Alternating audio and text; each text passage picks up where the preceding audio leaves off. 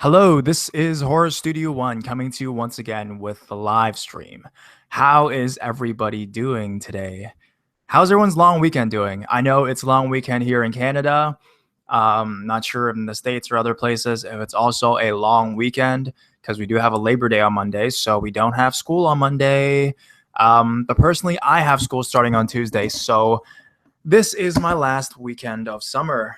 And for this weekend, I did nothing because this summer, I'll be honest, has been pretty freaking crazy for me. Okay, there's nobody in here yet, but I have 2 viewers right now. But summer has been pretty crazy for me, so I'm not doing anything this weekend. Was supposed to do something, but decided, hey, why not just stay home and make better content for you guys? So I have some interesting stuff regarding my channel. With the intro specifically. So I made some changes there. If you guys want to know, stay tuned for Friday where it will come out and you guys can take a look and see how it is. But regardless, it's been a good summer, man. I've done a lot of shit, went to a lot of schools, did a lot of competitions, got into a lot of stuff, have a show on TV. But you guys don't know, there's like a show I host on TV as well.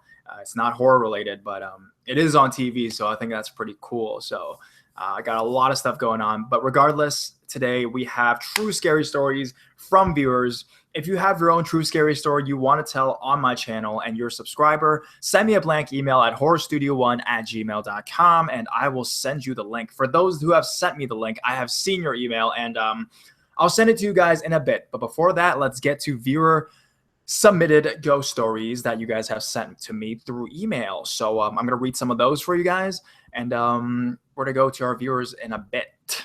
Okay, so this one is actually a pretty interesting story in my opinion. It is a alien story, so I'm just going to narrate that for you guys. Very short possible alien encounter and disturbing cabin history. Here's a short story of a possible UFO sighting. My grandparents used to live on a 25-acre farm in Glade Spring, Virginia. One night, 20 years ago, my grandmom and mom were breaking a bunch of green beans on the front porch. When you break beans, you snap the stews off to the beans so it can be cooked and eaten, in case you were wondering what that was. The sun was just setting when they looked up and saw an orange orb hovering over the ground in the distance. They knew it wasn't the sun because it was way too close. In fact, they even considered driving to see what it was. Eventually, it moved away and that was it. So what was it? Maybe a weather balloon. But why would a balloon be floating so low to the ground? Plus, who even uses weather balloons anymore? And aren't you supposed to tether it to the ground so this doesn't happen? Well, that's pretty much it. Sorry if it's a little anticlimactic. Now, if you want a more disturbing story about my grandparents' old cabin, here it is. The cabin my grandparents lived in was old. I mean, really, really old. The front half of it used to be a fort, complete with holes to stick rifle barrels through. This fort was built mainly to fight off surrounding Native American tribes. To give you an idea of the landscape, the fort and cabin was built on a rocky hill above a creek on a river.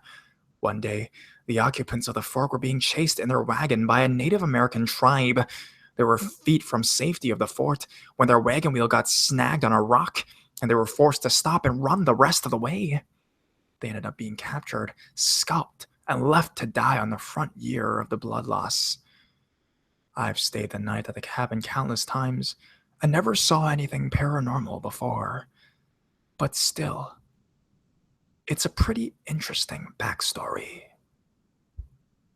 Okay, so thank you for your story. Start sending in links actually to people. We have some other paranormal stories that we can share as well. So I've sent links to those who've sent me blank emails. And yeah, give me 1 second. And if you guys come in, please do me a favor and mute your mics when you guys come in. I know it's harder to do when you're using a phone.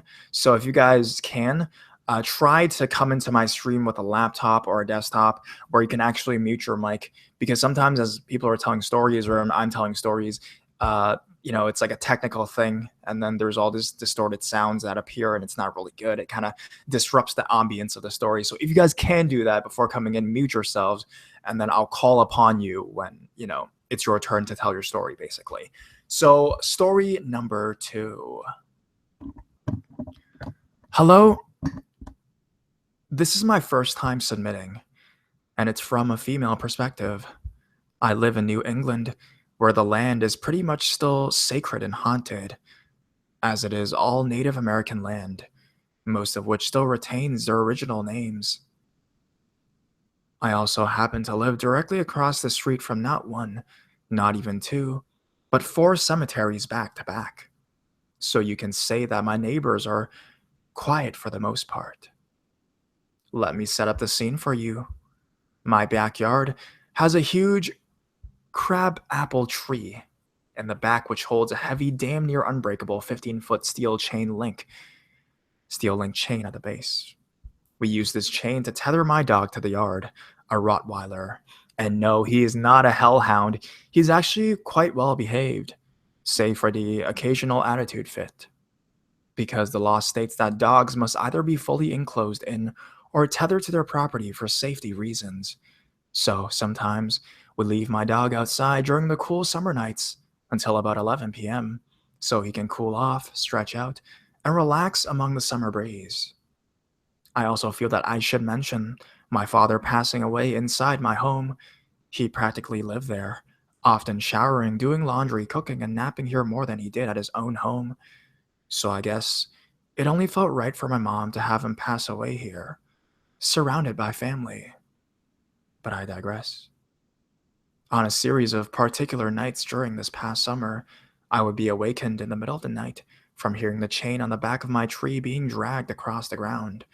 For your information, my room overlooks the backyard. If you crawl out to the center window, you end up on the roof of the dog's room, and you can potentially reach out and touch the tree. Moving on, I hear the chain being dragged across the ground. At first, I think that my dog is still outside, but then I remember that I brought him in long ago. Then my mind goes to the possibility of other animals, as this is a wooded area that I live in. But then I also remember that there is no animal local to the area that would be strong enough to carry that leash, other than my dog. That's when the panic sets in. I try going to sleep, but I keep hearing the chain dragged across the ground again, this time for a longer period. I really begin to worry, thinking now there's someone in my backyard. Bravely, I go outside to check it out, but I bring my phone with me, both for the flashlight and for the safety, as it is pitch black in my yard, because the trees and shrubs block out any sign of light from the street out front. But there is no one in my yard, not a single human or animal, nor their tracks can be found on my property. Begrudgingly, I made my way back inside, take my 2 medicines, and fell asleep. Fast forward to a few days later, around 9 p.m., and I'm in my room watching TV when I hear the chain in my backyard being dragged across the ground yet again. Same as before. I go to check, and there was no one outside or in my backyard. I begin to get a little worried, but since nothing else happened for the rest of the night, I fall asleep easily. The very next night, though, it was around 9:30 p.m., and this time, I am not the only one who hears the chain being dragged across the ground out back. My dog, who is inside the house, has his head up against the window that looks directly into the backyard and the tree, and he is growling like crazy, half barking, with his cackle all the way up on his back and neck. This sends me into a full alarm mode, as my brother now hears the chain being dragged across the yard, knowing fully well that no one is inside, that no one is outside. At this time, I've had enough with this supposed haunting, so I step outside and bring my dog with me, seeing how he is very good at sensing and keeping away the ghosts along with my cat, Kit. I also bring a chef's knife with me, as I have seen the show Supernatural, and know better than to leave my house unarmed at night with a possible spirit outside. I go with my dog to have him sniff as if he has to use the bathroom, because he will see someone before I do, letting me know. This entire time, I encounter no one outside, despite constantly rotating with my knife to check my surroundings. I felt as if I had at least 3 sets of eyes on me, but I couldn't spot a sign of human life in my yard whatsoever. This may not have been completely scary, but I guess I have to accept my house and yard to be haunted from that point on. Still, I can't help the feeling that this October, when the veil between the world of the living and dead is at its most thin, will all be ensure that I will continue to hear that heavy, thick, damn near unbreakable steel chain being dragged across the yard as a telltale sign that someone is out there. They are watching me, and they are waiting. Okay, so that was horrifying. I love that story, man. Thank you so much for that story. I don't know what your name is, viewer, but thank you for the story. And if you have any more, this is some nicely written shit. Okay. So, looks like we have 2 people in here. I don't know who came in first. I'm guessing, I don't know. I'm guessing Cindy, maybe because you have your camera on. Can we just assume? Because I don't know. I was reading the whole time. I could not see the screen. But let's just go to Cindy first. I'm sorry if that was not the order, but hopefully it is. Yeah, I think it was Cindy that was first. Hey, what's up? Oh, I don't think your mic is on. Cannot hear you. We can see you, but we cannot hear you. Yeah, wait a minute. Hello? Oh, dude, I'm not sure why. Maybe it's maybe your settings or something? Yeah, okay, how about we go to Homicidal Puppet, and then we'll come back to Cindy. Homicidal Puppet, is your sound working? Can you hear me? Oh, wow, loud and clear, yeah. How old are you and where are you from? I'm 15 and I'm from Minnesota. Oh, nice. Okay, so what kind of a story do you have for us today? It's like a supernatural kind of thing, I guess. Nice. Like ghost. Nice. I always like that. So what kind of a story is it? Can you tell us? What happened? Well, like, should I just say the story? Yeah, for sure. Okay, so like a year or two ago, I lived in New Mexico, and my best friend lives in a really old kind of mining town, and it was like, it's really old. Yeah. So on Halloween, we were walking around, me, her, and my other friend were walking around the downtown, and it has a lot of history of like miners getting killed and kids playing with dynamite and getting killed, just like a lot of murder. Yeah. And basically, I'm sensitive to that kind of thing. So while we were walking around, I could see all these like. It was really disturbing because I would see like half people, like people without legs on the ground. Okay. Yeah, like the spirits. Okay. Like blown, and it was disturbing. Yeah. And then the worst part was when we were walking on the main street. That was where the area that mine was underneath. Mm-hmm. Who was a miner, used to work there, and he would drag children down there and kill them. So while he... Huh? So these paranormal like things you saw without legs, were they children or were they adults? And grown men. I was told that in the area we were walking that a mining thing had caved in on them. Yeah. And one man was found without legs, so I presume that was him. Okay, so you only saw that one time, right? No.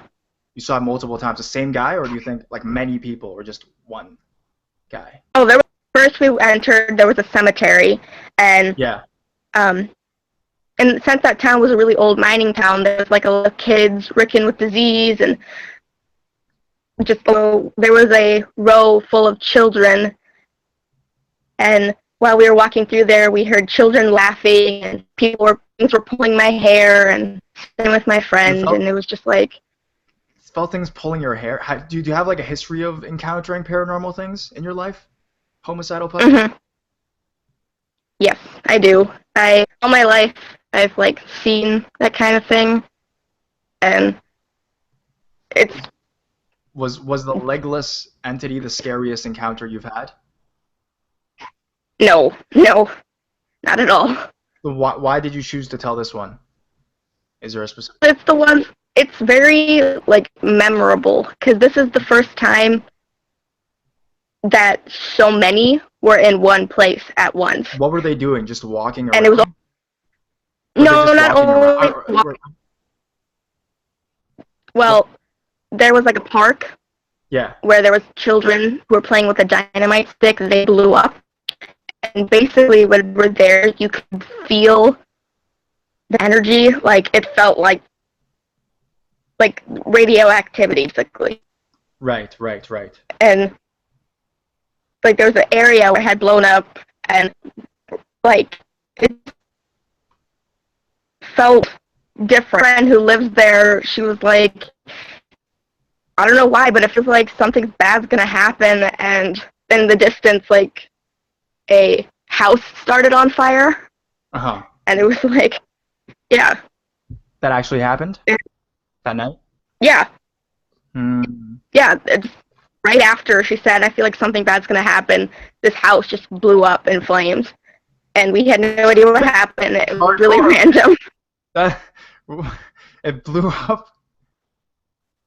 Burst into flames, and she was like, well, what the hell was that? Does your friend like have like a premonition or whatever? She can see into the future, maybe? Does she have those kinds of powers or something? How does she see that? I don't know, she said she had a weird feeling, and then our friend was like, guys, look. And we looked over, and like this house was on fire, and we were like, how? So It was back really unexpected. back to the story of the legs. Do you think those legs they saw you at all during this whole thing, or were they just Yeah, wandering spirits, or did they actually he saw saw you? me. Why Yeah, do they you, all saw me. Like, when we were walking to the cemetery, the guy was laying, and he reached up to me, and I almost ran into my friends why because it was trying to, like, grab me. why do you think they would show themselves to you specifically? Know if they were showing themselves or not. I mean, I see them everywhere and Mhm. always, no matter if they're showing them to me or not. Mhm. I just see them. And plus, it was Halloween, so the veil was like really, really thin. Mm. So even Okay, if they, okay. All right. Well, thank you for your story. Do you have another one you want to tell, or is that it? well, oh yes, okay. So while I was driving with my family, we Mhm. went to, we were down a low maintenance road, Right. countryside, and and there was this house that was like abandoned, and I like exploring those kind of things. So we went in there, and there was like blood stains on the ground, and my sister was like, guys, what's this? So we wanted to call the police, but the blood stains were old. It's like, do you know what happened? And basically what it says is that a man had come home drunk, like he was an abusive man, home, and his wife wasn't finished making dinner, so he freaked out, took an axe, and killed his family. And the blood was still there from that incident. Jesus. So we left it. Like, yeah. Okay. How'd you get this story? Did you just is there like a Well, I saw it. you saw it? No, I saw it. Oh, okay. So like replayed kind of thing. Yeah, Right yeah. Like right in front of you or in a dream or something? more like kind of like a memory, I guess. If you Hmm. look at, if you look at like an old picture and Uh, you're like, oh, I remember that day. okay, That's so kind of how it is. oh, okay, that's interesting. So you have these like flashbacks where you can see these kinds of events in various places from like crime scenes, I'm guessing, or Yeah, honestly, everywhere it is. That's hard. That's a cool way to live, I guess. Yeah. Get No, it's really difficult because I've seen a lot of terrible things. Like, it's not really fun seeing dead children Mhm. happened, and or like I also like feel what happened, and Yeah, that I've heard more often where people with psychic or medium abilities can feel the emotions that happen at the certain location. So you have those as yeah. well. Oh Maybe yeah, you can yeah, think about doing the field, playing, make some money, do it as your job or something. It could happen.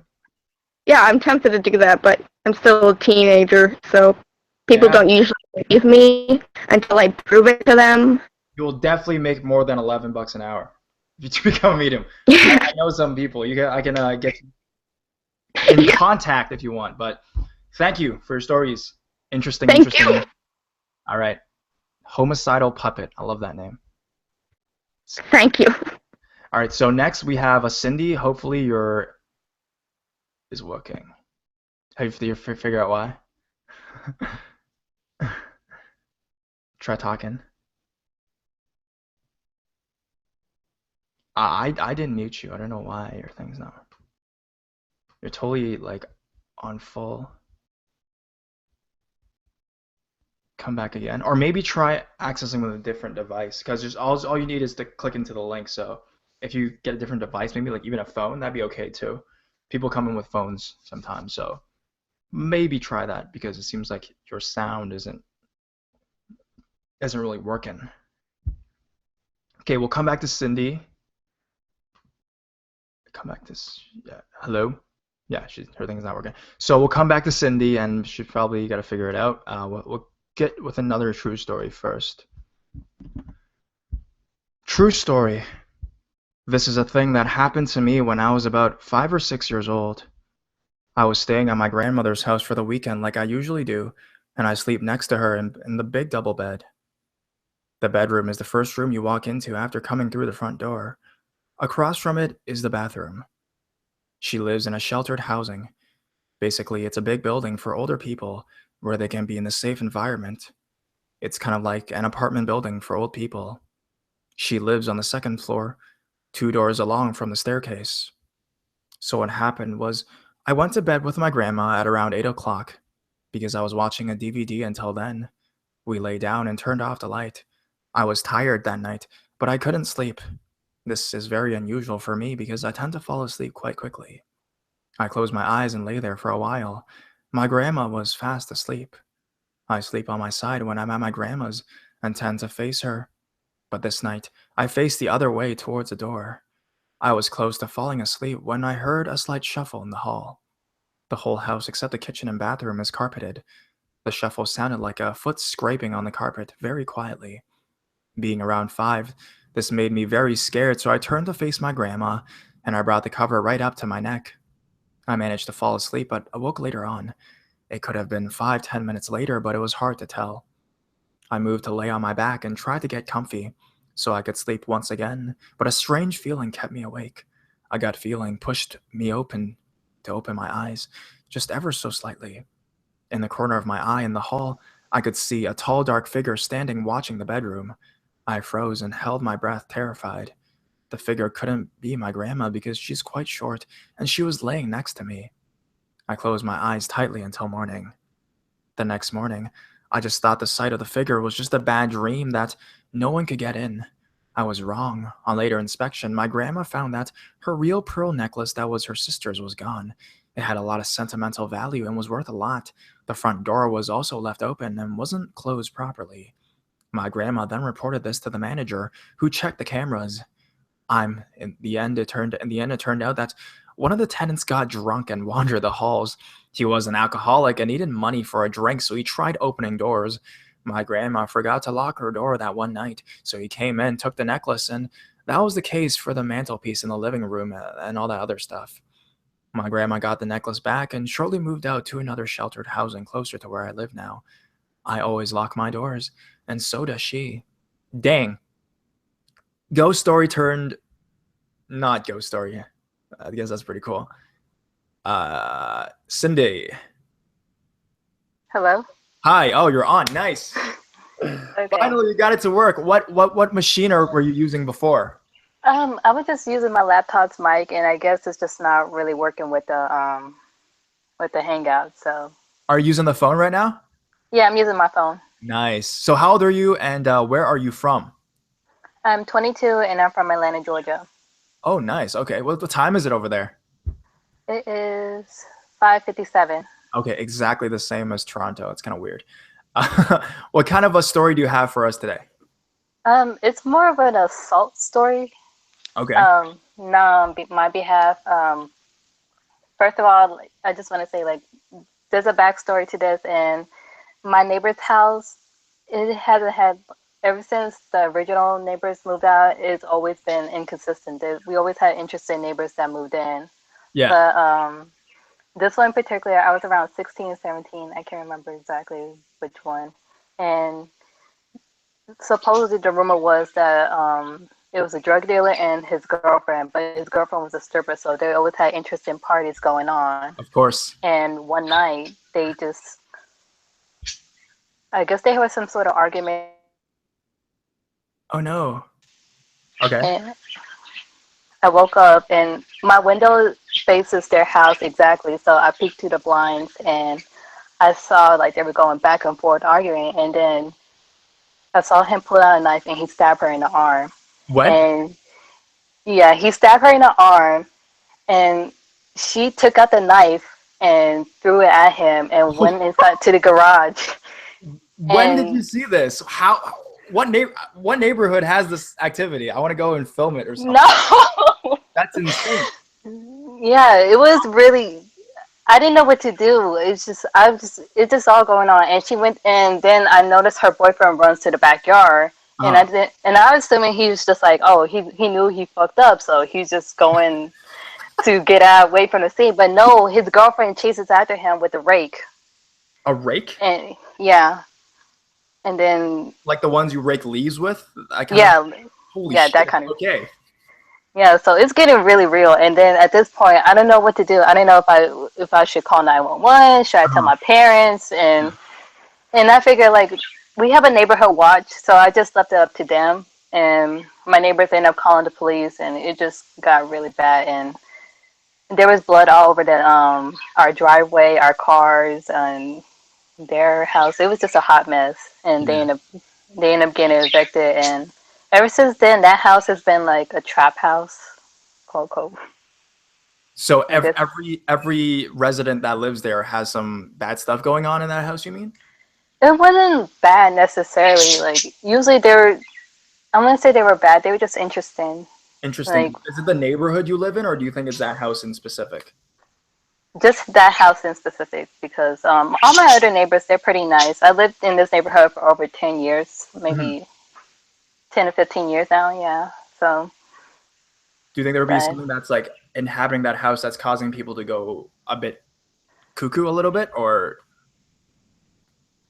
I have no idea, because like I do know that one of my neighbors was telling me how one of the previous neighbors used to be really involved in some voodoo magic, and I don't know if they mm, invited some bad juju into the mix. mm. But I mean, our neighbors now that live in that house is they're pretty peaceful. Yeah, They're and they're pretty sweet too. They made a sweet potato pie for Christmas, so nice.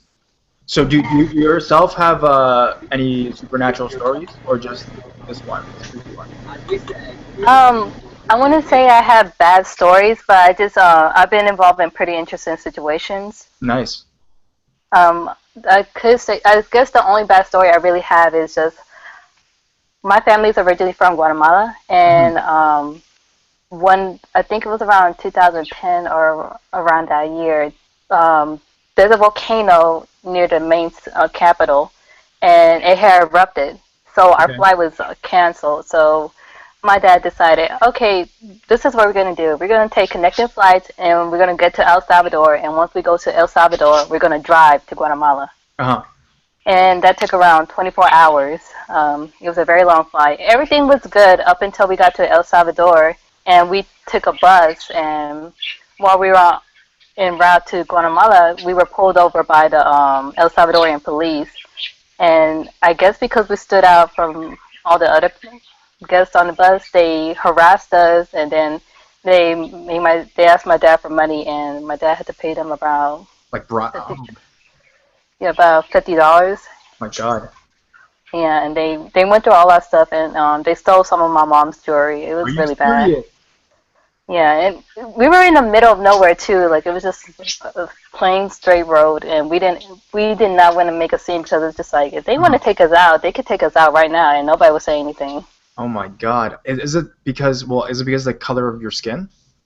Yeah, it was the color of my skin and the fact that like my dad, he's a black Latino, my mom is fair skin, and Mhm. my brother and I, we both have our dad's characteristics, so we just definitely stood out from the rest of the El Salvadorians.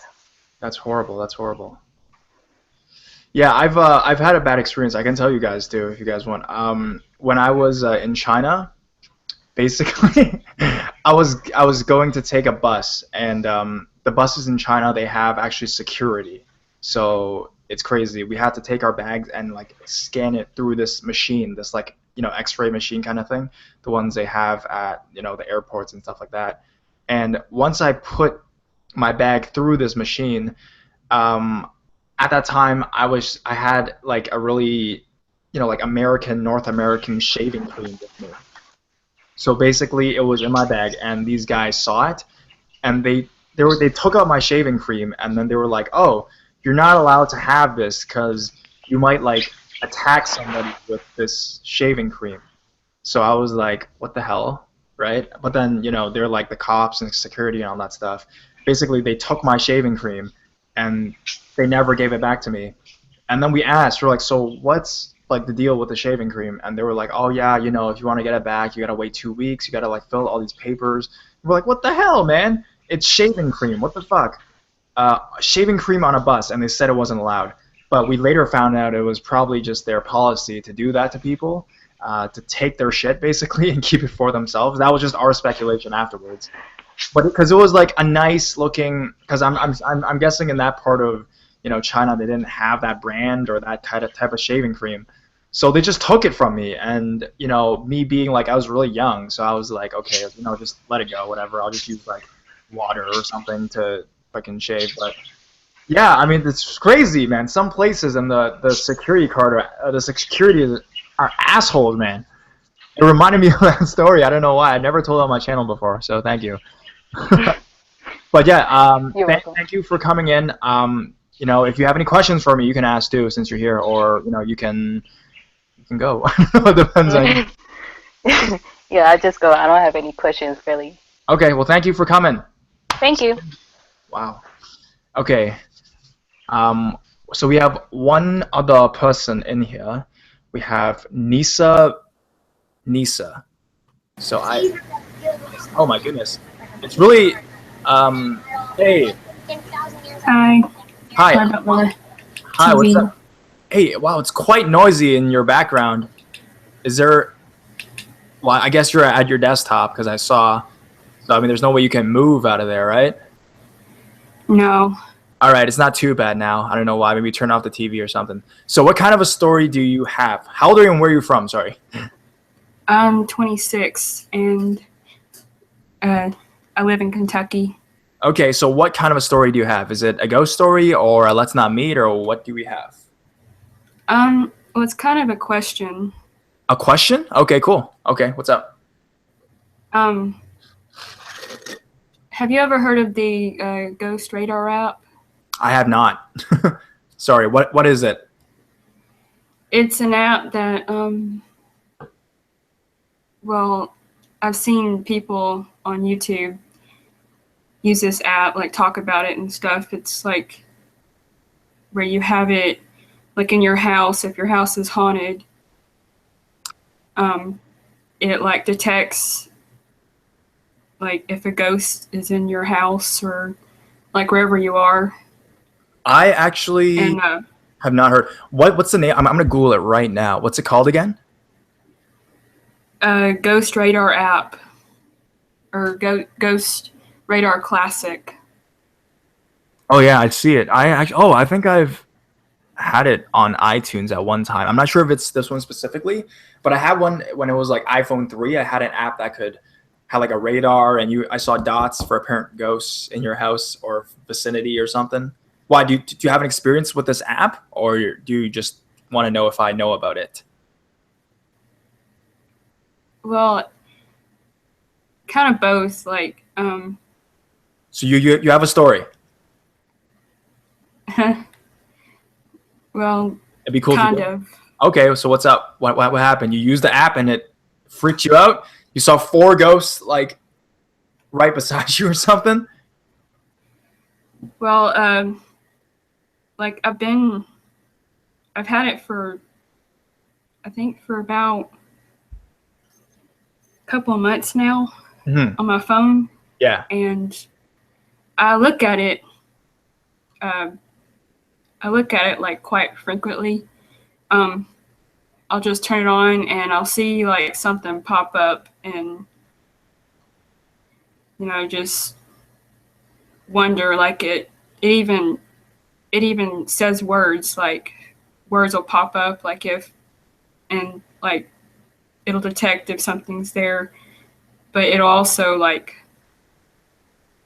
try to communicate with you through the app. Oh, so the app has a communication function as well, so words will pop up via the app? Yeah. Oh, cool. Yeah. What words have you gotten from the app? What from the spirits? Allegedly.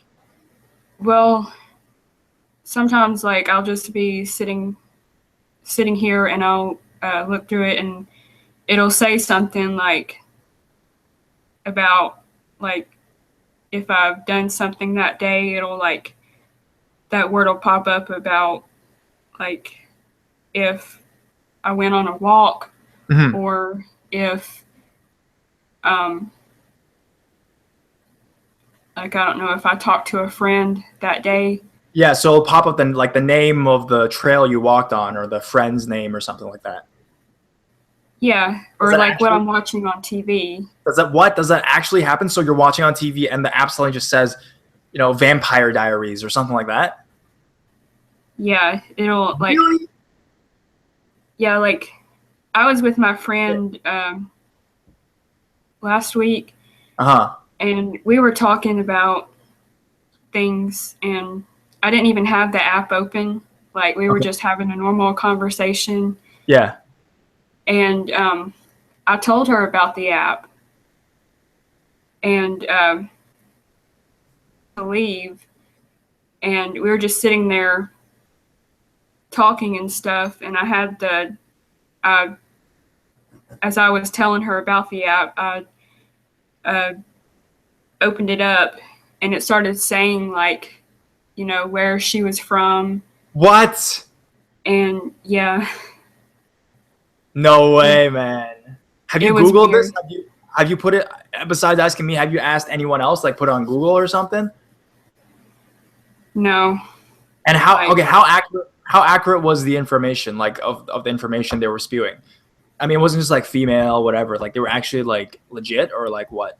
How legit was it? What was the specific things they were saying? Well, the state she was from. Oh my God.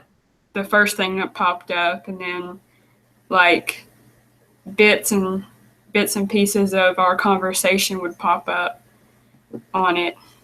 Or it sounds like someone hacked your phone. Could it be like hacking into your phone's like WhatsApp or Facebook features and doing that? Or do you think it's actual? Because that's pretty creepy for that to happen. I'm not sure. Mm-hmm. I don't really. Do you still use the app now? Have you thought about deleting it though? Do you have that intention, or do you think you'll? I'm not really sure. Like, I still have it, but it's been a couple of days since I've been on it,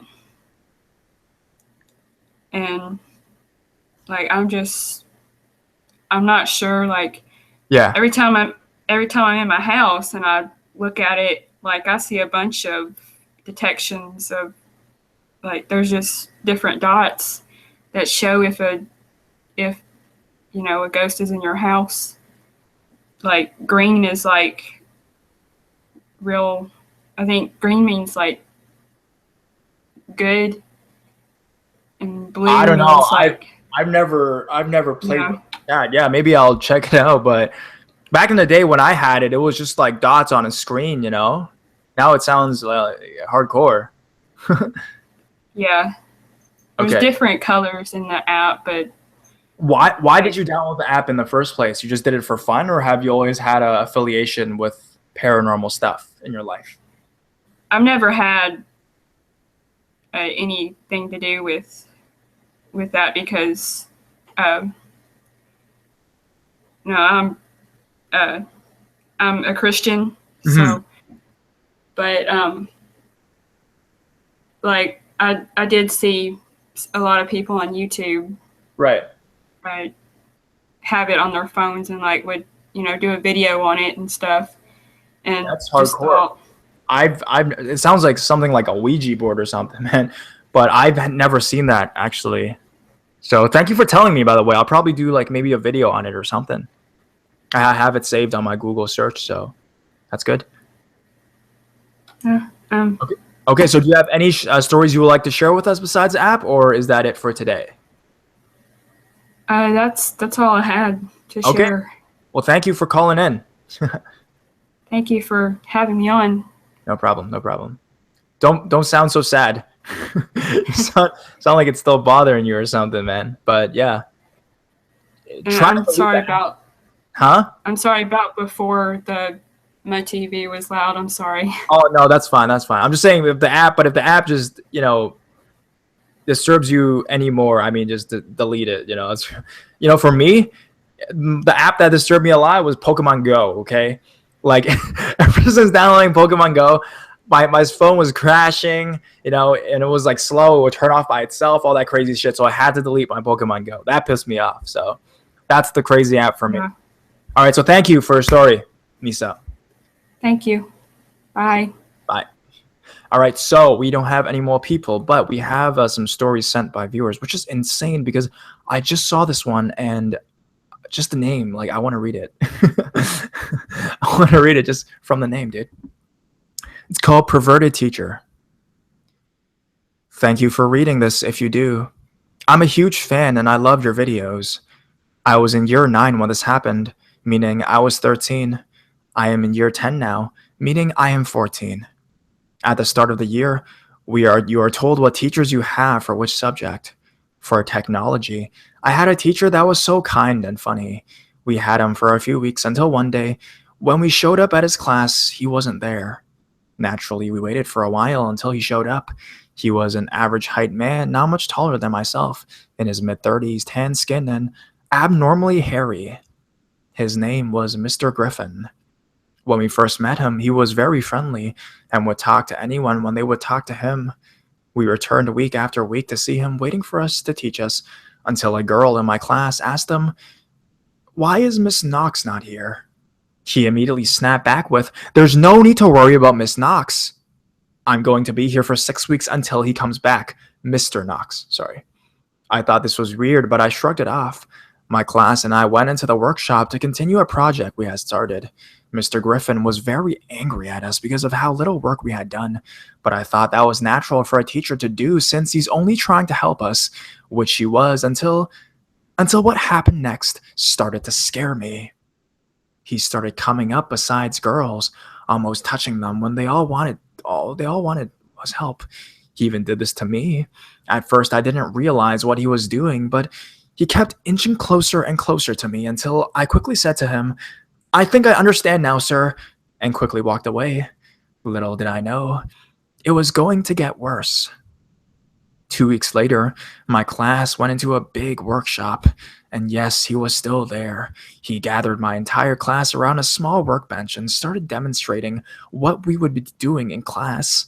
Watching everything he was doing, he looked up to see everyone was paying attention. I naturally look up because I seen that he stopped demonstrating what he was doing. He was staring directly at me. He winked and smiled at me, not in a kind way, but in a way that I would describe as perverted. This is one of the reasons I'm making this, but I will continue. Over the next couple of weeks, my friends and other girls in my class kept telling me about weird things that were happening to them with You've guessed it, Mr. Griffin. One of my best friends told me that he called her a very pretty and very smart girl. Many other girls told me he had done the exact same thing to them as he did to me. After 6 weeks, he was still there. Mr. Knox never actually came back after he left. Mr. Griffin said to my best friend that he had seen her and her dad pick up a fence from a gardening shop and seen them take it home. This shocked me so much, he had actually followed one of his students home. I'm not going to say any more about him because it's all very similar. Winking, sexual innuendos, being very close to girls, etc. Anyways, perverted teacher, let's never meet again.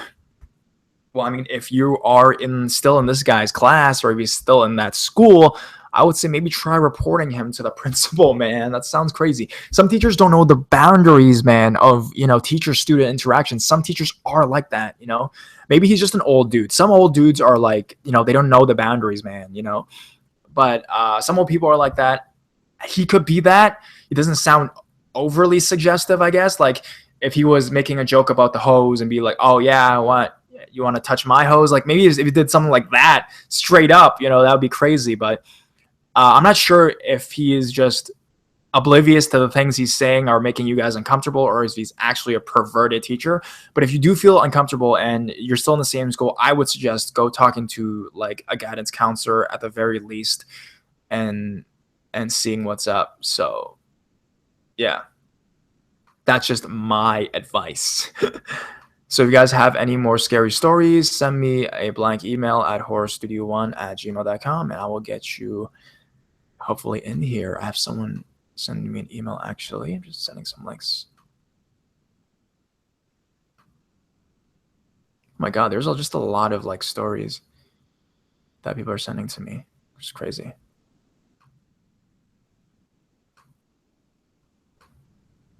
So, let's read a story by Leslie Rodriguez. But before we do that, let's play some scary music.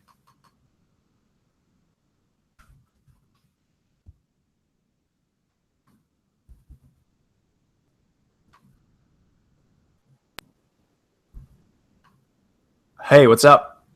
Nothing much, dude. How have you been? I've been pretty good. You always come when I am in my kitchen. You remember when I do it in my room, you just don't show up. But when I'm in my kitchen, you always show up. How are you, bro? Are you back in school yet? I got like 2 days until I start school. Oh, it's gonna be fun.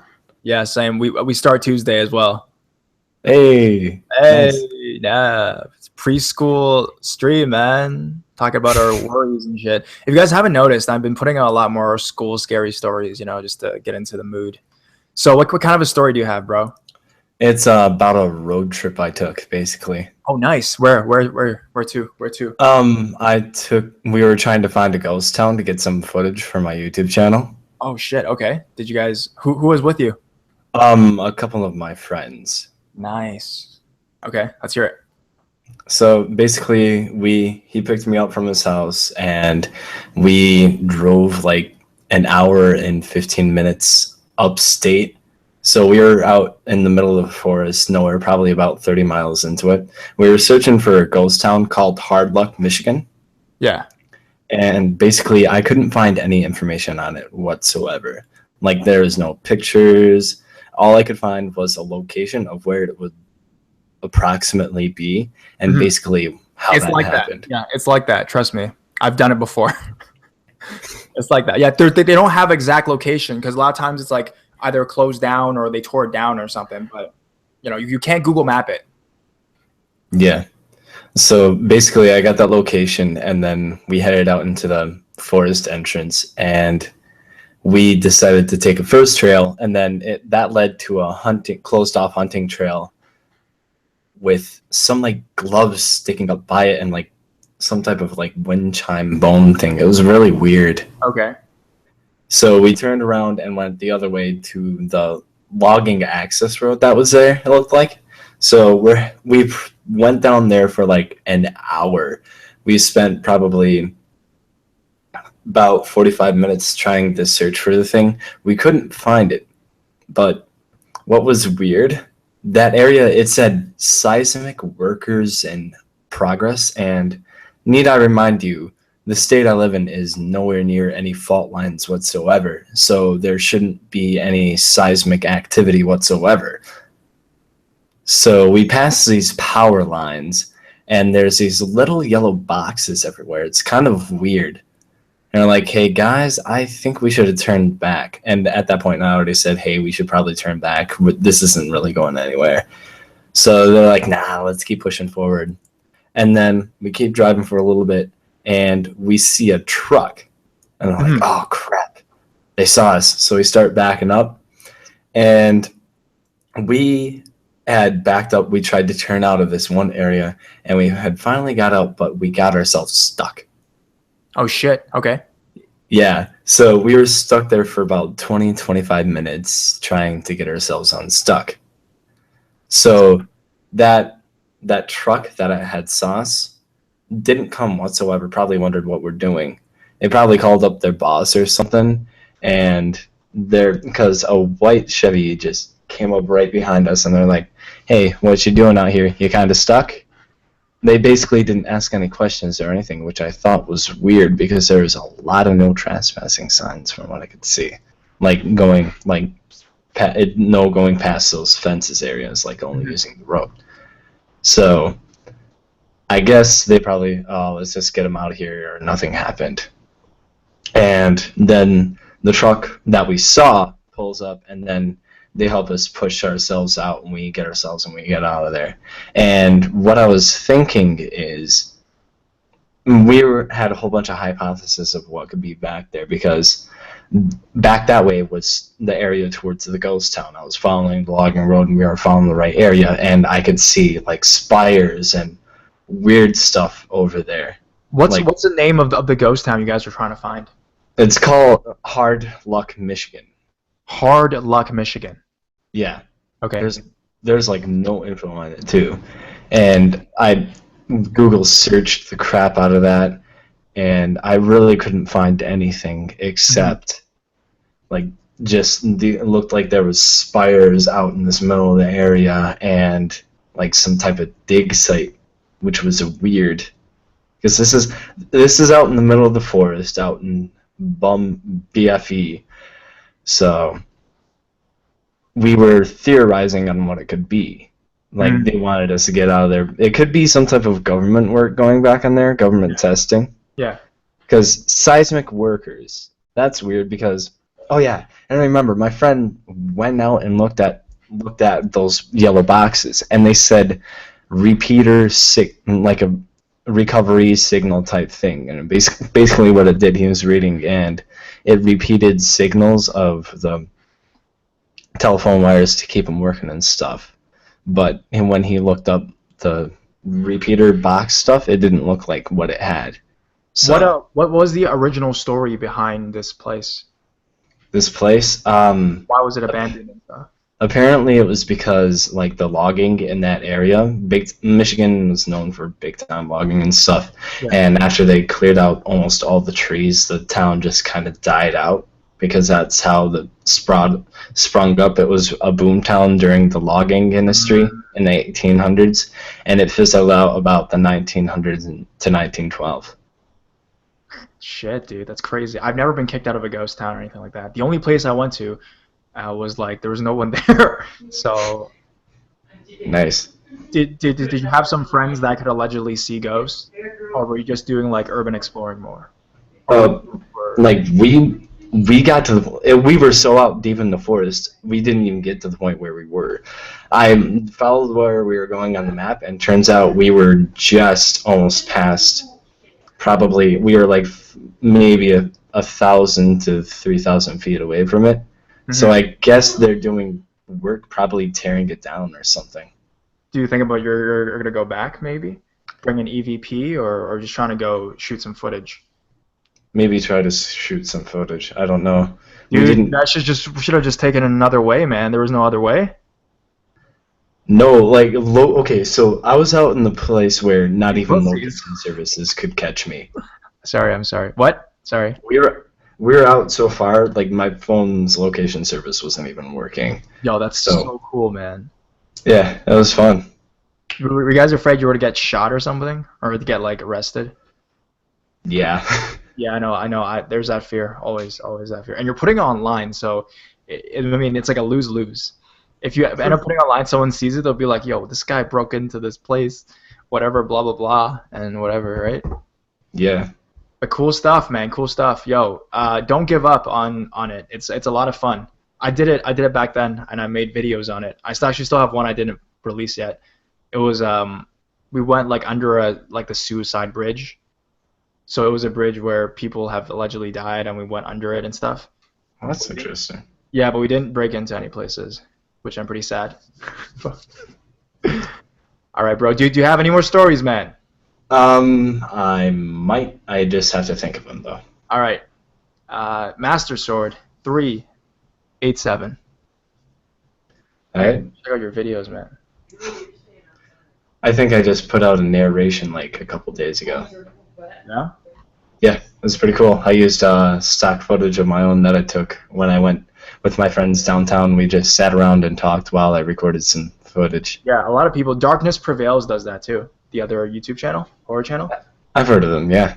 He like films cows for an hour, and then he doesn't.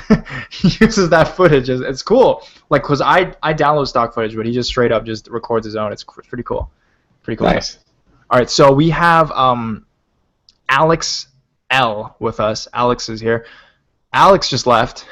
The moment I call upon him, he leaves. Okay, fine. No offense taken. All right, buddy. So we have Brody is back. I think Brody was here last. Okay, wait. We'll go with Brody first because Alex, you just kind of ditched on me, bro. So Brody's first. Hey, what's up? I just remembered you were here 2 weeks ago or last week, right? I was here about a week ago. Whoa. You want to come closer to the microphone, bro? A little bit.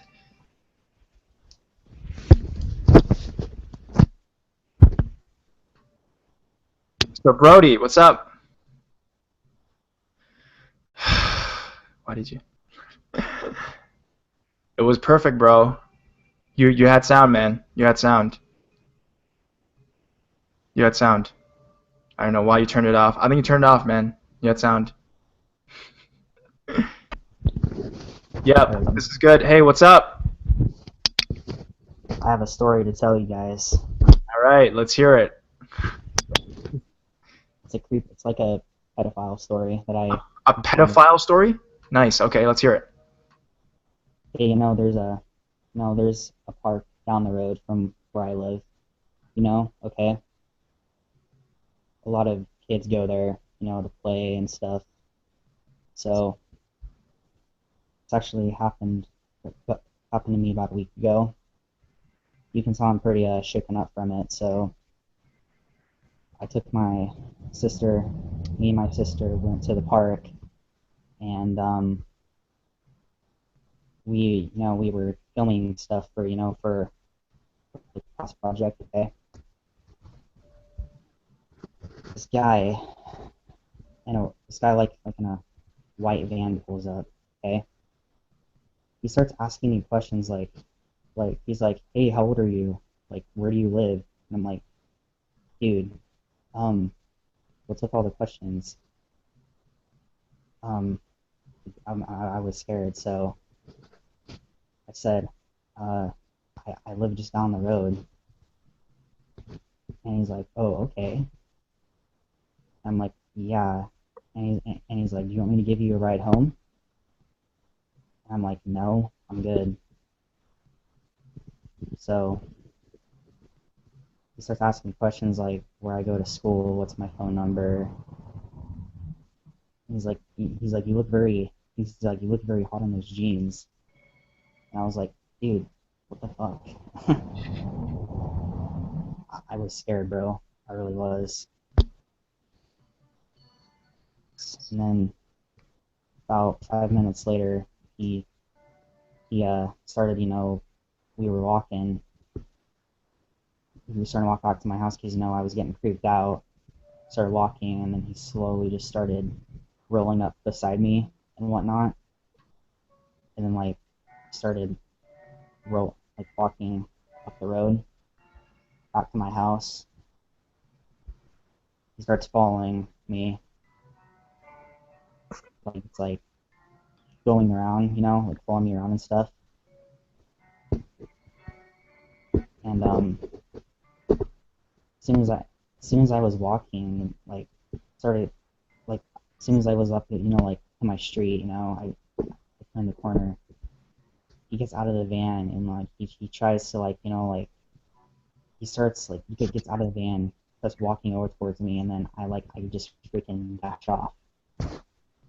And then he yells at me, he's like, "I'll find you, motherfucker." Wait, how old are you? 17. 17? He might not be a pedophile. He could be a gay guy. What? You're already 17. Why would you still say he's a pedo, though? You don't look like a kid at all.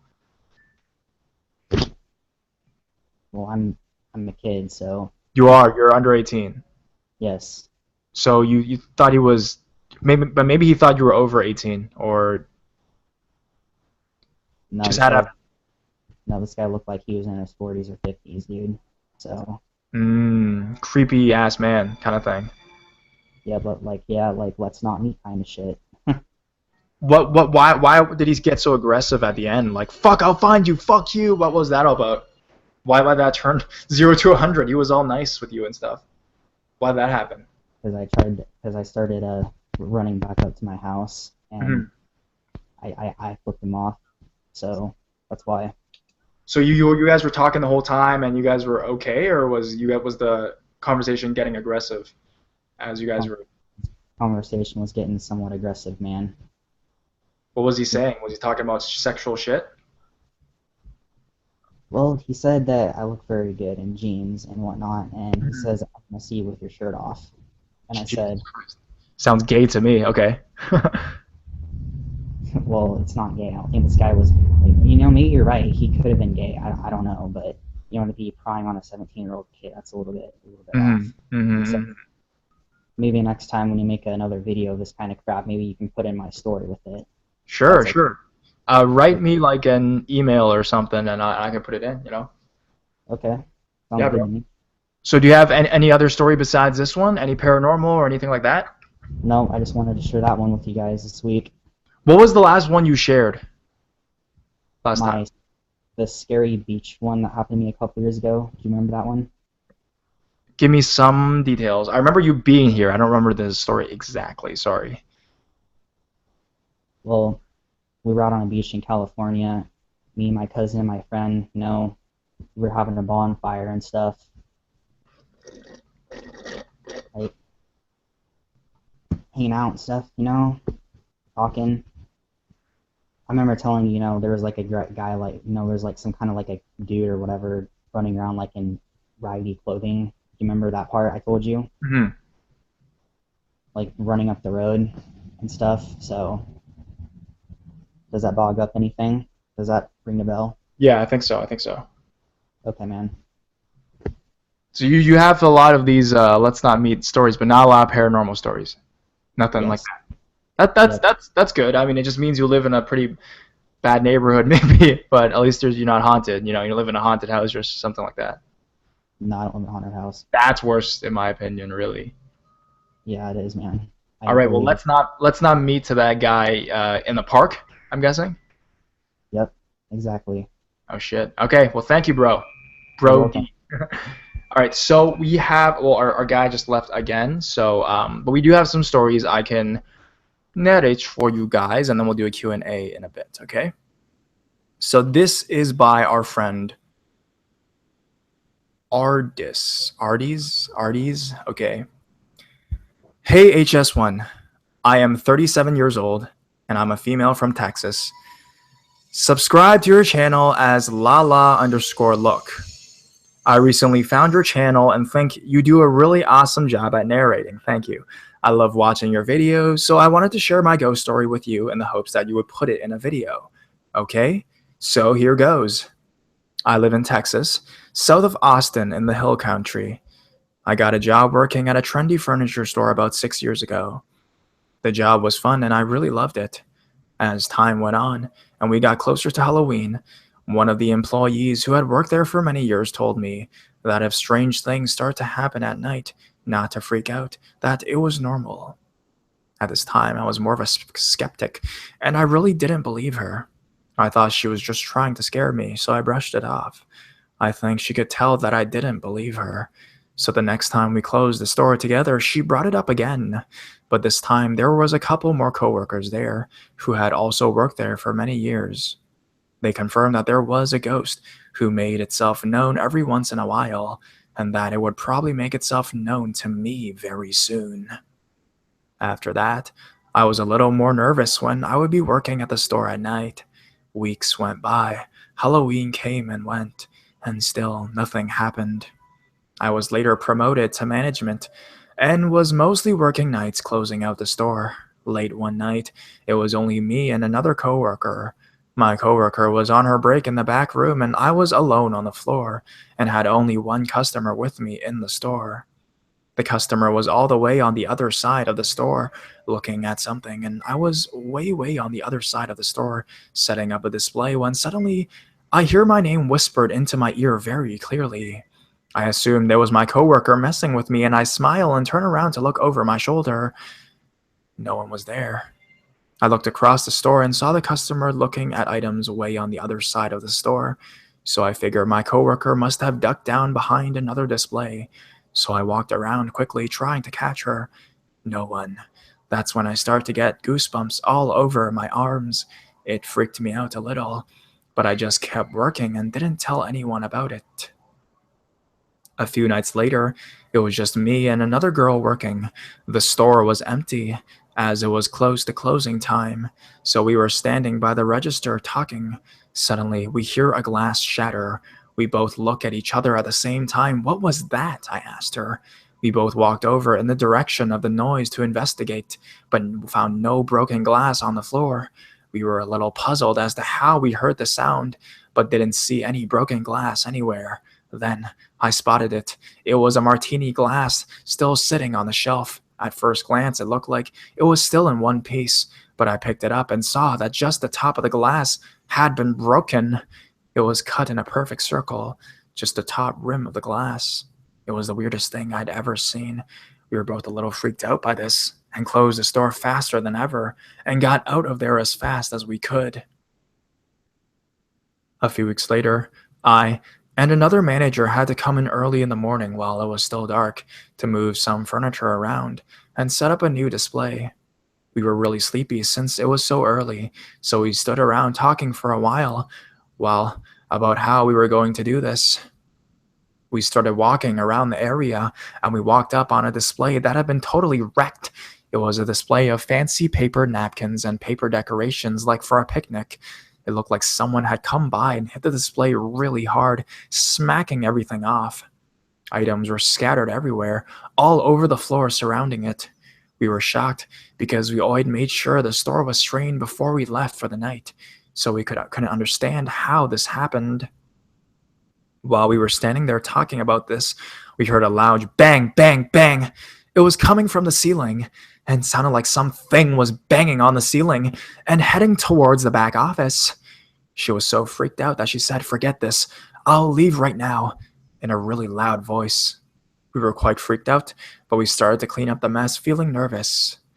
A few minutes later, some more of the employees started to show up that were going to help us, and we just started working. We didn't tell anyone about what happened, and nothing else happened that day. A few weeks later, a bunch of us were hanging around talking, and the subject was brought up again. I told them about hearing my name whispered in my ear and the other things that happened. One of the employees said that something actually followed her home and would make her baby boy wake up at night, screaming his head off. She said after a few days it left, and things went back to normal at her house. I asked if anyone knew who the ghost was, or if something had happened on the land. The story I got was shocking. Where the furniture store was now used to be an outdoor drive-in movie theater in the 70s. Well, one horrid summer night in 1979, A man named Randy drove up to the ticket booth and hit the woman who was selling movie tickets over the head with a tire tool. He made his way into the booth and stabbed her several times, cut her throat, raped her, and then set the ticket booth on fire. If that wasn't enough, this guy kept selling tickets to people who were driving up outside the ticket booth. Then he robbed the register and took the keys to the woman's car and drove up to watch the movie with the rest of the people who were there in her car as if nothing was wrong. Well, finally, someone noticed that the booth was on fire and the police showed up and arrested the guy. Apparently, the guy was under the influence of alcohol and Valium. The poor woman, who was named Betty, died there. So they think it could be her ghost. The guy was put on death row and eventually executed in the late 80s. I had a hard time believing this story, so when I went home, I Googled it, and sure enough, it was true. I quit working there shortly after that for other reasons, but ever since that happened, I've just gotten more and more fascinated with the paranormal. I've had other experiences with the paranormal, and if you are interested, I would be glad to share those with you. Thank you for reading my story. And there are actually links to the story. That's hardcore, man. Okay, I'm gonna get a drink. Give me 1 second. So intermission.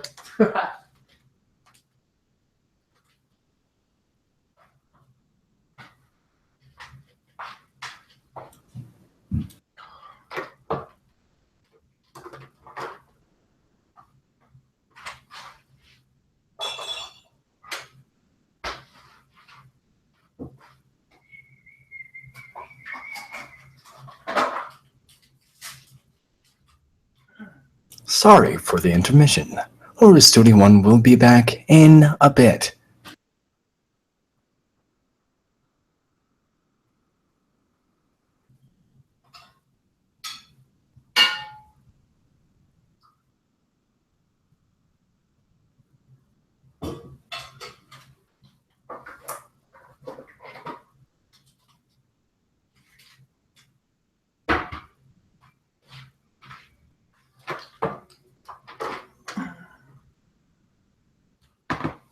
Thank you for actually keeping it alive.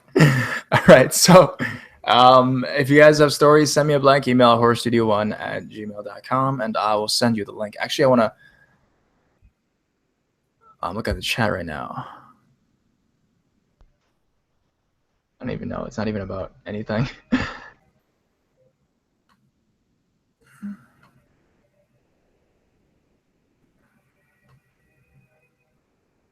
Oh, so about the perverted teacher, hopefully I didn't kill your story, but because the person just sent it to me during the stream and I read it on the stream, she sent me a reply. She's like, "Thank you so much for reading my story. Yeah, I'm still in the same school.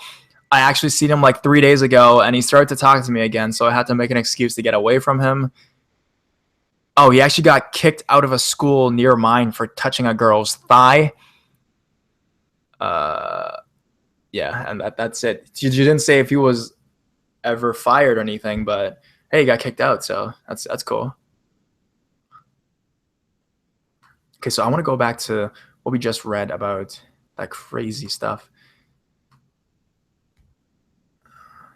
Wow.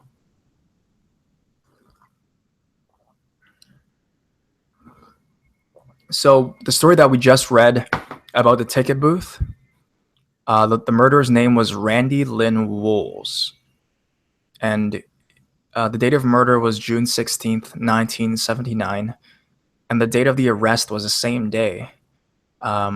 He was classified as a murderer, and the characteristics of his crime was robbery and arson. Number of victims was 1, and he was executed.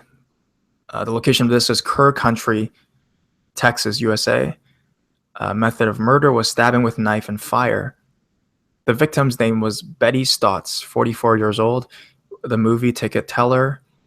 The status of this murderer was that he was executed by lethal injection in Texas on August 20th, 1986. So almost 7 years.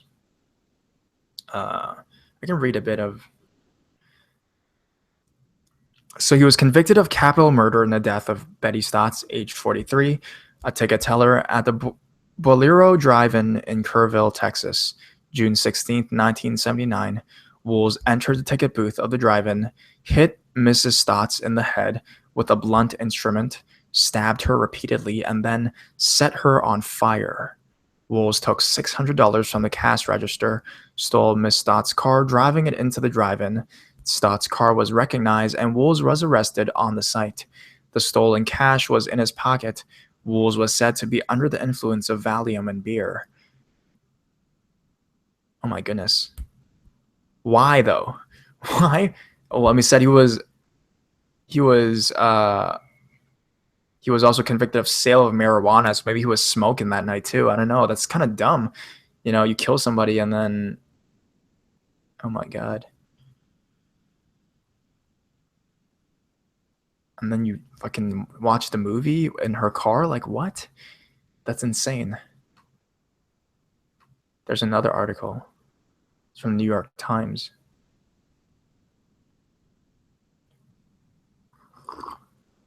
So this was in August 24th, 1986.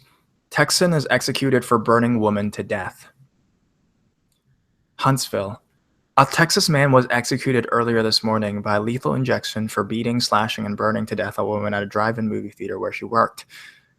"I'd like to say goodbye to my family," Randy Wools, 36 years old, said in a final statement. "I love all of them. I like to tell the people fighting against the death penalty to continue their work. I like to say I'm sorry for the victim and the family. I wish there was something I could do to make it all right." And Mr. Wools was pronounced dead at 12:23 a.m.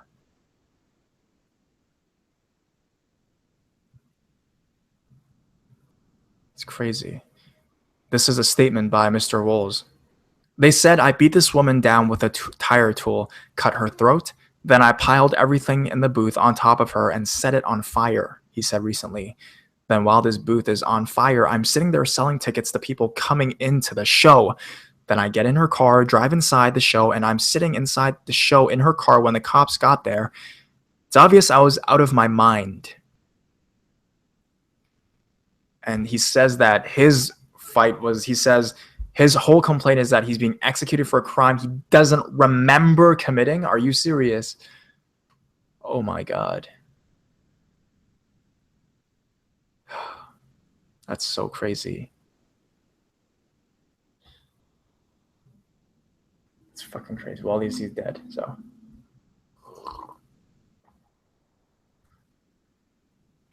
So that was the place of this furniture story. That's some creepy shit.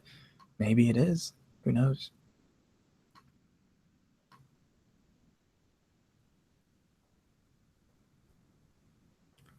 So, I'm looking at the chat and they're talking about Paranormal Alana. Yeah, what happened to her?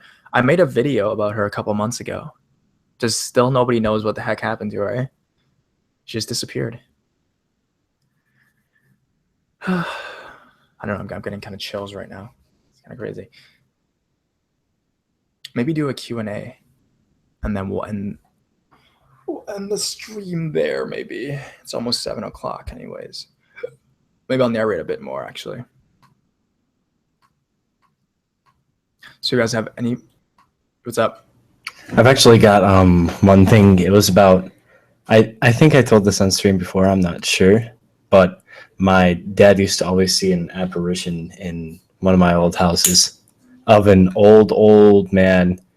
I don't know. I think the story behind it was there's an old tenant that used to live there that I think died of a heart attack. And he'd always see this old man. Like, he looked like he'd just come up from a grave, like sitting there for 30 years. And he'd always shout, "Get out of the house." Imagine that wasn't a ghost. Ooh, that would be spooky. That'd be even scarier. I don't know what's scarier. And like, my mom didn't see it, but she'd always get like bad chills in that room. Yeah, we moved out of that house shortly after I was born. So I don't think you've told this story on this stream. No, I don't think I did. Yeah. Yeah, but that was one really spooky experience my parents had. Does your dad have a lot of those as well? I remember you telling me that the place you lived nearby had a lot of crazy stuff. Bigfoot. Yeah, like he's had some weird experiences too. Apparently, it's like my dad's side of the family has had a lot of more paranormal stuff happen. Have you thought about doing a video that's like family ghost stories or something like that? I thought about doing that. I think so. I guess I could ask my dad the next time I see him. Yeah, or tell him to come on. If he's down, you know. You guys live Yeah. together, or No, he's up in way north. okay. Well, I mean, if he's down, you know. Yeah. Just. Do you have any questions? Do you have anything to say? A lot of people are saying, you know, Master Sword, link me to your YouTube and stuff. Sure. I'll type in chat right now. I'll say hi. Yeah, go to this guy's thing. He does narrations too. Subscribe to him. And I can tell from your chat too that some people like memes and stuff, and also do the little bit of shit posts too when I feel like it. Nice. I don't know. I've kind of moved away from gaming mostly. I just kind of leave that to my live stream. Yeah, he does gaming videos as well. You started off with gaming videos, right? Yeah. Oh, I just remembered. I have my old videos from when my voice before my voice became deep. Oh, really? Yep. So how old were you? I was 12. Oh my God! So you started YouTube early, man. Yeah. Started, I think, September 2012. They're like, Master Sword, fuck me, please. My ass needs you. Oh no. Oh no. Yeah, I remember someone sent me a link to their Discord, and then they immediately named me Master Daddy, and that was a little bit weird. Fuck me. Oh, okay, man. I'm gonna narrate another story. All right, dude. By Leslie Rodriguez. This is before I start the story, I have to apologize for today's video with all the, you know, the Spanish names and all the words. I never knew that, you know, La Bruja is La Bruja. You know, the J is supposed to be pronounced an H. Now I know. Okay, sorry about that, guys. Now I know.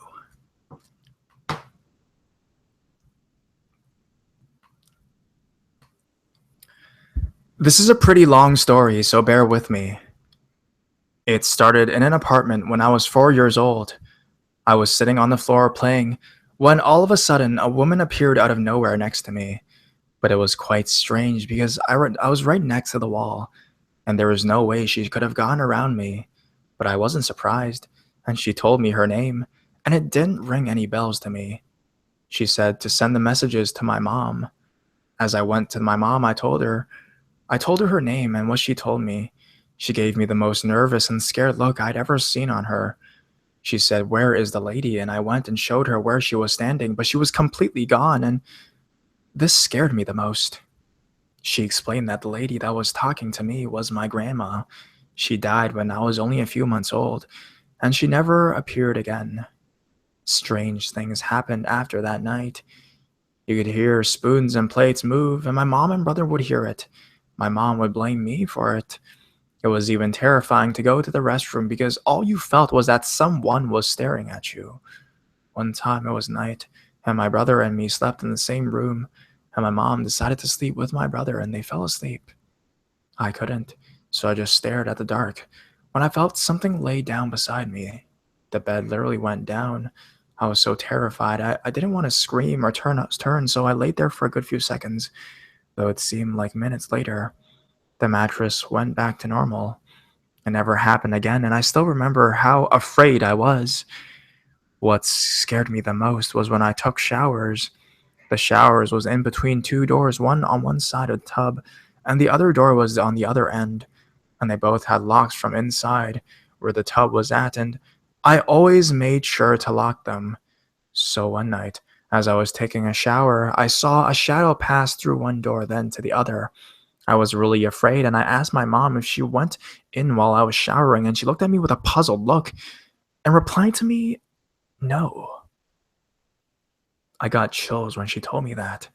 Fast forward probably a few months later when me and my mom were in her room while my dad was in the kitchen with the light on.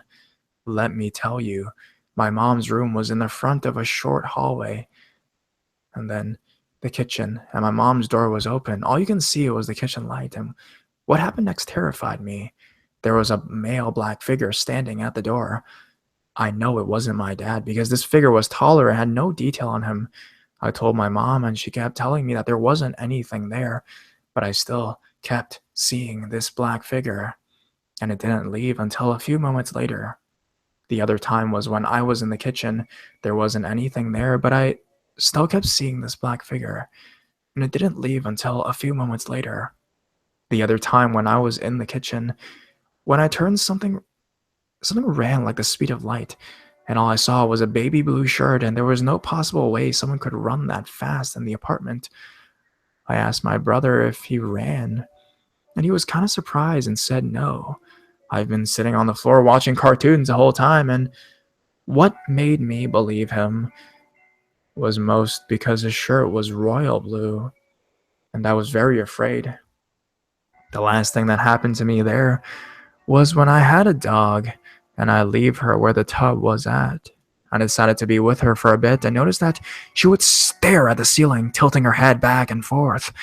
And I would call her name and she would ignore me. It creeped me out, knowing that I can't see what probably might be something scary, so I left. A few months later, I moved into a rented house. Not a lot happened there, but there was a time where me and my brother were in the room, and my door was locked, and my mom's room is on the other end of the house. We heard my mom literally yell my name outside my door, and my brother and I went to go check what my mom wanted. She just stared at us, thinking we were crazy but frightened at the same time. She said, "I didn't call you." And we were all confused and went back. My brother told me one time we were arriving at the house and the lights were off. The curtains were open, and he saw a gray face with no description. It was a male body staring at the car, and the curtains closed by themselves, and the figure faded into the dark. This scares me even though I'm not the one who saw it. A few years later, we moved in the newly made house I'm in now, and in this house, the only thing that's happened is if the door is open, all you could see is a head peek. And when you look at it, it would go back. It's happened a few times. It scares me, but it hasn't happened for a while now. All right.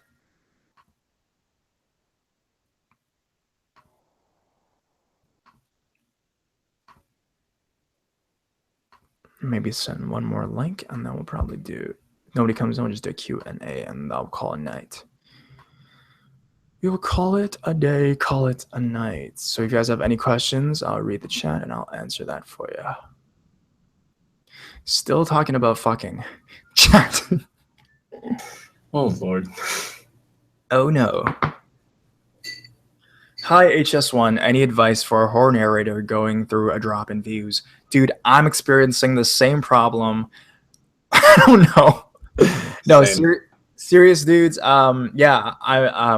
Best thing is to be more consistent. And I think the videos, make them a bit longer. Make them a bit longer actually helps because it gets higher ranking if people watch more minutes. That's how YouTube calculates like their rating, your standing as a YouTube channel is how many minutes watched on your channel. So I guess I'm quite lucky, and the horror community is quite lucky because our videos are like really freaking long. So in my opinion, make longer videos. It should help with the view count and with the minute watched really as well. So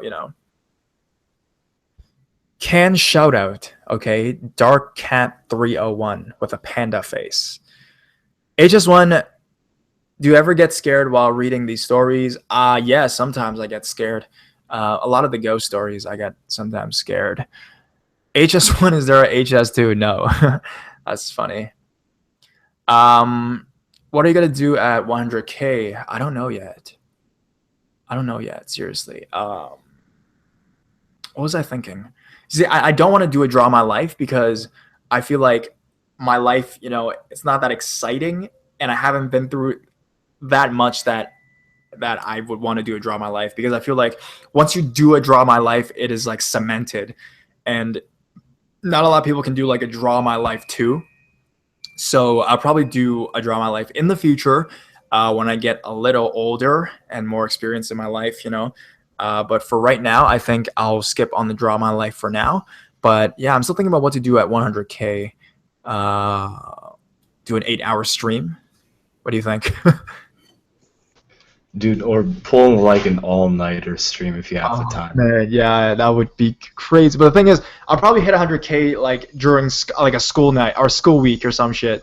Probably. Oh. Let's hope it's spring break or winter break. No, it's not. It's not winter break. It's gonna be like September something, or like October, beginning of October. So True. maybe I'll do that. Maybe I'll do that like an all night. 8 hours is the max. So Oh, or like a narrator spotlight type thing. Oh, cool. Yeah. Yeah, actually, that's a good idea. Have other people come in. Yeah. Actually, is not a bad idea. I'll see. I might not even do a stream, but I'll see. You guys have suggestions? Give it to me. So we have Daughter of the Wolf 22 in here with a story, I'm guessing, or what? Hey. Hi. Hi. What kind of a story do you have for us? Well, I have like two of them, but I think I might only just tell one. But I have one about this really, really creepy dream I had, and one about some sort of ghost that followed me for a while. Sure. Let's hear it. Which one do you want to hear? The scarier one. Which one do you think is scarier? Oh, damn it. I'll just say the ghost one. I don't remember it that well, so it might sound a bit strange, but I'll say what I can remember. All right. So basically, a few months ago, when I was still in my first year of college, I noticed that, like, I've told you that I have shadow people following me, but there was this ghost that started to follow me as well. It didn't feel like a good one, but it used to follow me everywhere, and I used to hear footsteps behind me and then turn around and there would be no one there in like the middle of the day, and there would be like no one on the path with me. And this thing like started to show up around my house a lot, and I saw it out my kitchen window once, and it had a really disturbing looking face. Really didn't look very nice, but it sort of made me terrified to look out the kitchen window at night again.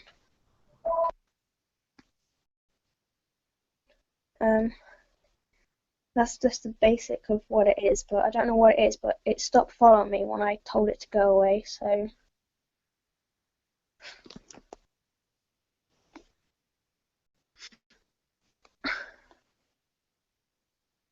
How's the shadow people and stuff doing? Well, the smaller one doesn't seem to bother me anymore, but the taller one, it's still there, walking around. I still see it a few times, and like I see it sometimes, like looking at me in like the middle of the night when I just wake up, and then I just see it there, and I'm just like, well, that's creepy. So what are you taking in college, anyways? It's a random question. Well, last year I did animal care, and now I go back on Tuesday, and I'm doing media. Nice. Good for you. So do you want to share your second story as well, or what do you think? Yeah, sure. I actually wrote it down because I can't remember it, because Cool. I wrote it down in a dream thing, so I'm just gonna read it from there. So it doesn't make sense, but it's kind of it's really disturbing. Okay, how about this? Spotlight. Narrator spotlight. Go for it. Narrate it. I'll mute myself. Okay, so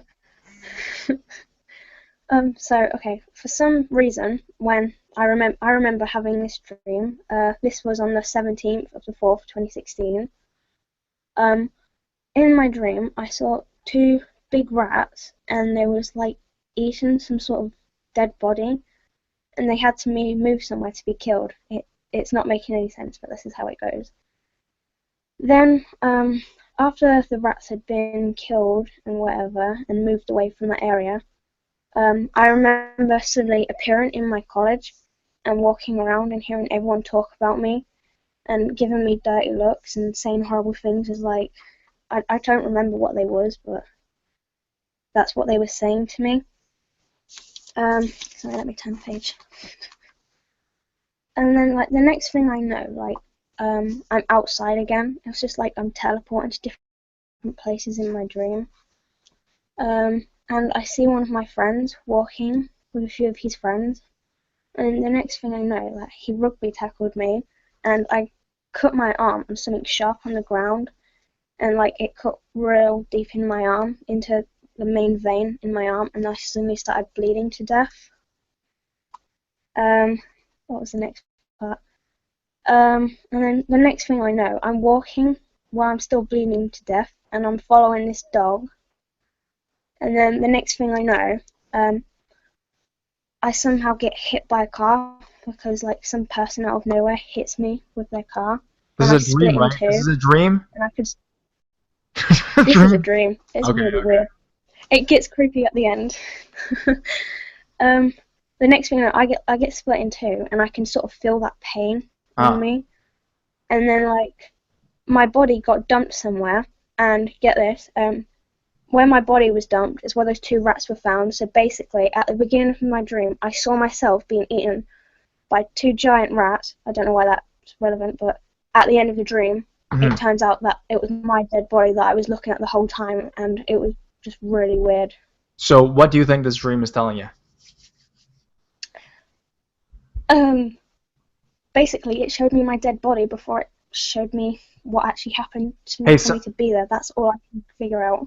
Some people say that if you die in your dream, it's like a good thing. It means rebirth and accepting Oh, change. I don't think that's a good thing, because from every dream I've had, I always die in them, and I get repetitive dreams that I had from years ago when I was a kid now, and I just die in them, or it's an end of the world. Look at it from a positive viewpoint. It could be telling you some good things, man.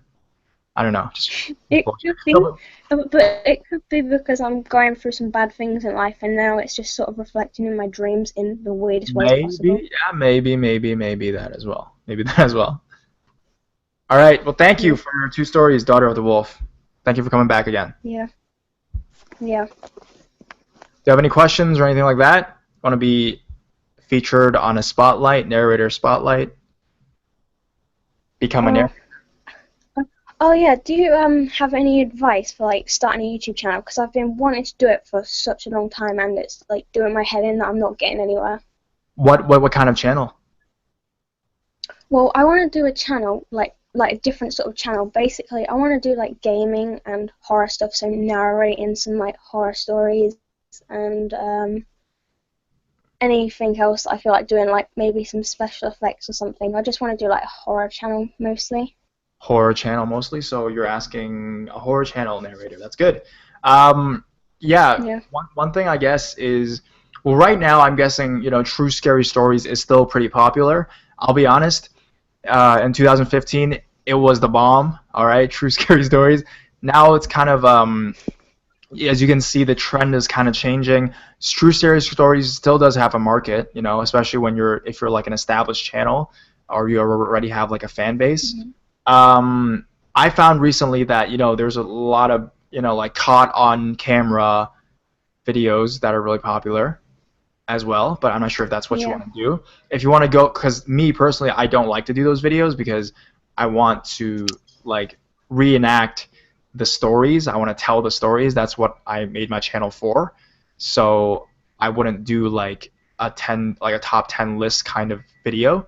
But if you want to become more popular, I'm guessing those have more of a market now, which really depends on what you want to do. You can do creepypastas if you want, but if you want to become like a better known channel, it would take longer if you do just creepypastas. I'm saying, do true scary stories. For me, it feels those are, they're popular, they're good, and they're still you telling the stories. So that's what I like about them. Or do what Paranormal Alana did. She did like true scary stories, but she also did like her own like research scary stories where she basically did a lot of research and told us about an incident or a case or stuff like that. So one thing about any YouTube channel is to be consistent, actually, is to just have stuff out all the time, and 80/20 rule, you know. To be honest, having more consistent stuff, it's shitty, but it's the truth. Sometimes it is quantity over quality on YouTube, so having more can widen your chances of being found by people, you know, through tags and titles and all that kind of stuff. So yeah, that's just a bit of what I have to say. Try your tags, don't put a lot of like bad tags, because you know how there's all this demonetization stuff going on in YouTube. I heard about that. That are cracking down some bad tags, or you know, channels that are that are not good for commercials or ads or stuff like that. So it's just try to get that. Yeah. Number one is find shit you like and just be consistent. Seriously, that's what I do. I'm just consistent, man. I think being consistent can be easy for me because I spend a lot of time doing nothing, but I enjoy making videos a lot of the time. So I think it's a good thing for me. That's why I took this media course I'm doing at college, because I want to learn more stuff. So then if I do get a successful YouTube channel, not only am I on a course that can help me with that, but like it can just help improve it, and it's just something I've always wanted to do since like I can remember, because when I was like 10, I was making like silent videos with my dog. Nice. Yeah, I mean, YouTube is great because you can do it whenever you want to as well. So it's like you don't even need to, like some other stuff you gotta call people, or even if for filming like a movie you gotta have other people. But for YouTube, it's like you can do it whenever. Like this chat, you know, this stream, I can do it whenever I want, and that feels so good. Once you have that, it kills all the boredom. You know, you say you have nothing to do, you'll have something to do, and it'll be great. So go for it, man. Watch Some Ordinary Gamers. I think they do gaming and they narrate stories as they're gaming, with gameplay in the background. Yeah, I think I've seen them before. Yeah, those guys are cool, and the way they read, I really like it. They're different from us because they just straight up read it like it's fucking, like they don't edit it at all, and it's so cool. Like they mess up, you know. I can do that sometimes. I can read like for a long time without like editing anything, but like sometimes I can't. But sometimes I can just read. Yeah, it's good. It's good. Like without editing, so that might be a good skill to have. Legitly flip the page and you can hear it. Like it's crazy. For us, it's like no, we gotta edit. We gotta stay still. You know, when it's so much more. There's so much more of like a quality thing for us, I guess, for our field. You know. The true scary story creepypasta field, I guess. So anyways, that's what I'll tell ya. Alright? It's a long ass talk from an old man. I feel like an old dude giving advice to the youngins or some shit, man. Even though I'm probably not that much older. Okay, so let's do some Q&A and then we will end the video because I'm getting tired too. So, if you have any questions. Oh, yeah. Yeah, so Harleen is saying, I saw that. It's she said, she's like, can you do my story in another video, for like an actual video? And it's a premonition story. Sure, I can do that. I was going to read it, but, you know, I can do that for you when I make a premonition video one of these days. Did you kill Haram? Oh, man. I love the chat. I know you guys are here because of the chat. I've actually got a question for you. Mm-hmm. What's your favorite Some Ordinary Gamers series? Deep Web, I guess. Same. But it's not, I don't know, I watched their recent ones and it's not as interesting as the ones before. I like the ones before better. The Deep Web's not died down, eh? Kind of, but I think that most of the search indexes, people are going there because he's also searching them up, so people are searching up those specific sites too. So I'm like, if I usually wait, like, I let them sit for about a month, and then I check again, because there's usually more search indexes that are unique. Oh, I don't know. I mean, I've never been on the deep web before. So, have you been? Yeah, it's there's a lot of layers of security you gotta check there. Oh my goodness. I wouldn't want to go there. I'm always afraid that once you get there, people are just gonna like hack your webcam or something. Yep, I unplug my webcam, I unplug my microphone, I set up different proxies, I use a virtual machine, all that good stuff that Moodhard told me about. Oh, the guy that, Yep. yeah, him, right? Similar The names. round dude, the round dude. Yeah. No, the thing is, after the deep web videos I did, I like put tape over my thing because I was afraid all the time that someone was gonna hack it or something. Yeah. Or that the fact that I'm making these stories on the deep web, some guy from the deep web's gonna be like, "Oh yeah, you think you're so cool? Fucking hack into my shitty computer, my shitty laptop or something." Okay, so if you have any stories, I don't think people have stories anymore. I think we're just gonna end. What school or university do you go to? I go to Ryerson University in Toronto right now, and I'm almost done. Do you like anime? That's not a lot. It's okay. I have a question. Hmm. What editing software do you use? Oh, okay. So because I have a MacBook, so I use GarageBand for the sound, for the audio, and then I use iMovie for the visuals. All right then. For those who don't have Mac, I have used Audacity before. They're more for desktops and stuff. I used Audacity, and it was actually pretty good. For those with Windows, I'm guessing download Audacity and use Movie Maker if you have a Windows instead of a Mac. You can use those. Those are the best softwares to use.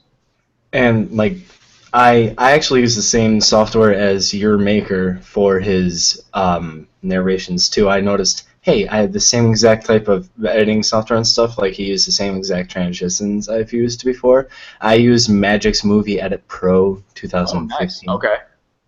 It's like I think you can find it on Amazon for like $10. It's really decent and easy and user friendly. It's pretty cool. It's for Windows. Yeah, a lot of the stuff are actually quite cheap. I'll be honest. Like, for good, like it produces quite professional sounds Yeah. for a very cheap price. So, I actually did not know that you use that. I've never heard of that before. I think it's called Video Deluxe in Europe for those Euros out there. Okay. Um, I like your voice. Could you do calm readings? What do you know what calm readings are? Sounds like an ASMR type I thing. think yeah. I'm guessing he's referring to that. Do you get nervous sharing your stories, HS1? Well, these aren't actually my stories. They're stories I read about other people. But yeah. I guess I'm sometimes hesitant when I share my own stories, even though not a lot has happened to me. So.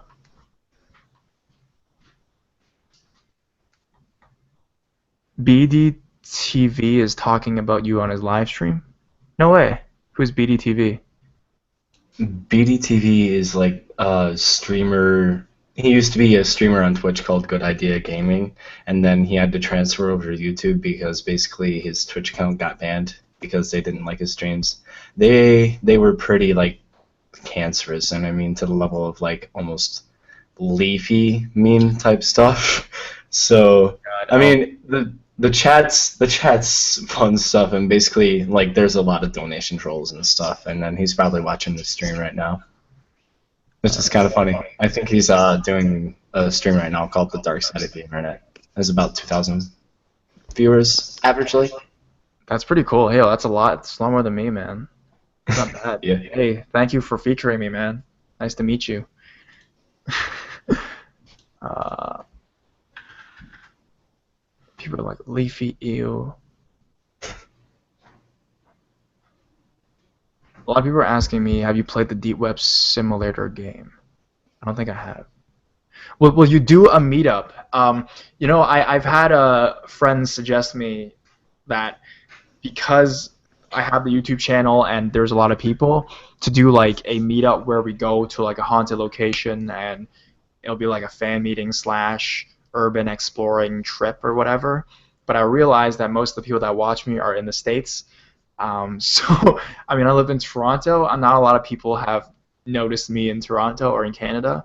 So I can't really do anything around here anyways. So if anything, I'd come to the States and do it, like a meetup maybe.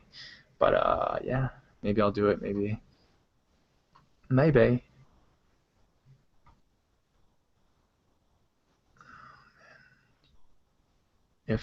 Okay. What's ASMR? Okay, well, that is it. Besides a lot of questions I don't want to answer, there's no more questions. And yeah, I guess that's it for today, guys. I guess see you guys next Sunday. Thanks for coming back, Master Sword. And good luck on your channel. So if you guys don't know who Master Sword, go check out his channel, Master Sword 387. And I gotta be going. So peace, guys. Bye, buddy. Bye.